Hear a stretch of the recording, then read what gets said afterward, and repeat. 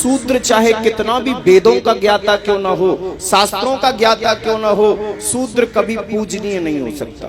अरे तेरी की भाई, ब्राह्मण होना कोई छोटी बात नहीं है। अगर ब्राह्मण के कुल में हम जन्म लेते हैं तो वो कोई साधारण बात नहीं है, क्योंकि ब्राह्मण को इस पृथ्वी पर देवता का रूप बताया है शास्त्रों ने। अच्छा, ब्राह्मणों को देवता का रूप बताया है, हैं?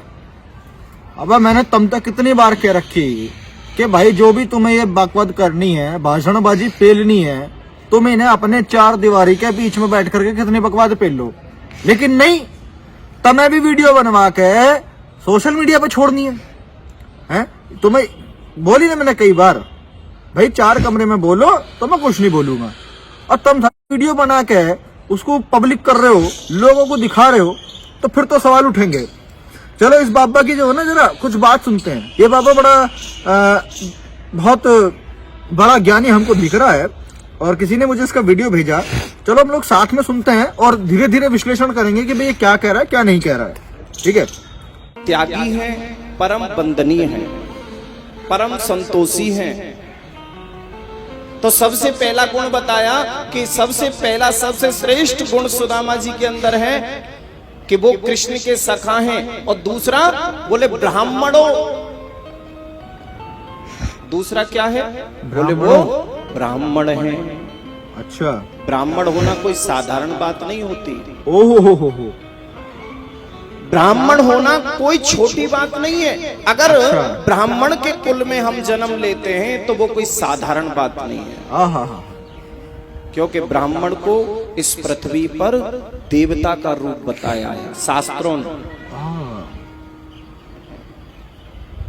शास्त्रों ने इसीलिए तो कह दिया, चाहे आप किसी भी शास्त्र में पढ़ लो, आप रामायण ही पढ़ो, रामायण में तुलसीदास जी ने स्पष्ट लिखा कि पूजिए विप्र सकल गुण हीना। तुलसीदास जी क्या लिखते हैं, ब्राह्मणों को ऐसे ही नहीं बताया, पूजिए विप्र सकल गुण हीना। चाहे ब्राह्मण में एक भी गुण नहीं है, एक भी, वेद ना पढ़ा हो, शास्त्र ना पढ़ा हो, कोई ज्ञान नहीं हो, सकल गुण हीना यानी कोई गुण ना हो, सारे गुणों से विहीन हो, फिर भी ब्राह्मण पूजनीय होता है। ओहो, ऐसा मैं नहीं कह रहा, शास्त्र कहते हैं हमारे। और शास्त्र भाई, अब सोचो इसने शास्त्र की दुहाई दी है कि यदि कोई व्यक्ति जन्म से ब्राह्मण है और उसमें कोई गुण नहीं है, कोई उसके पास शिक्षा नहीं है, धर्म का ज्ञान नहीं है, कुछ भी नहीं है, वो फिर भी पूजनीय है। और इस बात को ये नहीं बल्कि शास्त्र कहते हैं। अब जितने भी ये लोग होते हैं ना मनुवादी लोग, जो ये लोग कहते हैं कि नहीं जी, जाति और वर्ण व्यवस्था तो कर्म के आधार पर होती है, ना कि जन्म के आधार पर, मैं उन लोगों से कहना चाहता हूं, तुम जो है ना सबसे पहले इनको पकड़ो।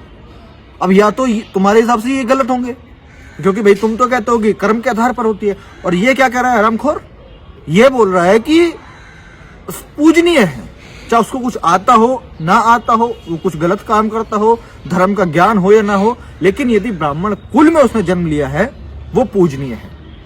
तो ये तो तुम्हारी विचारधारा के विधीन मतलब अधीन है, उल्टा है। तो सबसे पहले तुम्हें इन जैसे बेवकूफों को पकड़ना चाहिए जो तुम्हारी ही बातों का कुप्रचार कर रहे हैं, और तुम आ जाते हो हम पे चढ़ने के लिए, अरे तुम अपमान कर रहे हो, धर्म का अपमान कर रहे हो, भगवान का अपमान कर रहे हो। अबे तुम्हारे ही लोग जो है तुम्हारा वो नहीं समझ पा रहे हैं तुम्हारी बातों को, तो अन्य लोग कैसे समझेंगे, है ना। इस जाहिल को और सुनते हैं थोड़ा सा। शास्त्र क्या है, संविधान। अच्छा, शास्त्र की बात माननी ही पड़ेगी। संसद में जब कानून पास हो जाता है ना तो मानना ही पड़ता है। अब इस जाहिल को या तो ये नहीं पता है कि संसद में कोई भी कानून या बिल किस तरीके से पास होता है, या फिर इसने अभी फिलहाल का जो किसान आंदोलन का जो किसानों के लिए बिल बनाए थे, यह उसका वाकया इसने नहीं देखा है। भाई किसानों के प्रति तो मैं नहीं कहूंगा, किसानों के विरोधी संसद में बिल पास हुआ, किसानों ने विरोध किया, जमकर विरोध किया, बिल वापस हो गया, प्रधानमंत्री ने वापस ले लिया। दूसरी बात, जब कोई भी संसद में बिल पास होता है और खास तौर से जिसके लिए होता है, उनके जो कुछ जो उनका मतलब कि वो करते हैं, क्या बोलते हैं उसको, शब्द मेरे दिमाग में नहीं आ रहा है, जो लोग लीडर होते हैं, लीडर लोगों को बुला करके उनके बारे में चर्चा की जाती है, सवाल जवाब किए जाते हैं, पॉजिटिव नेगेटिव के बारे में डिस्कशन होता है, उसके बाद जाकर के कोई कानून जो है वह पास होता है। अभी जैसे किसान आंदोलन को ले लो, अब किसानों के लिए यदि सरकार कोई